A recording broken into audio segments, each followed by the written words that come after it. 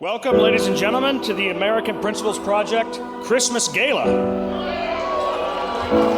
I'm honored tonight to be able to introduce somebody who loved her sport, loved her God enough, and loved truth enough to make the really obvious claim that it makes no sense to allow biological men to swim with women in competition.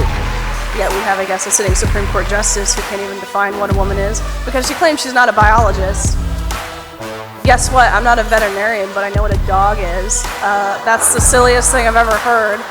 Tucker stood up for all of us when no one else would. And guess what happened? 23 states have now ended up passing women's sports laws to protect girls like Riley, to protect girls like my daughter Reagan, my daughter Grace, my daughter Abby.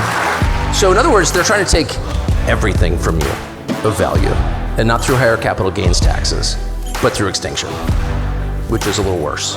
And I don't think that they should say, well, everyone hates us. How about take the Bill Ackman approach? We're not putting up with that for one freaking second.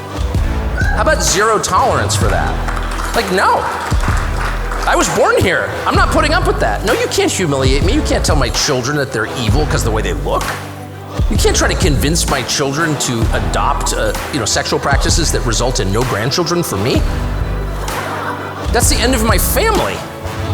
And so I'm so glad to be in a room full of over 420 people that want to fight the left where they are most insane, most crazy, and most evil. Telling the truth in a way that is courageous and doing it, again, not simply in public, but in private.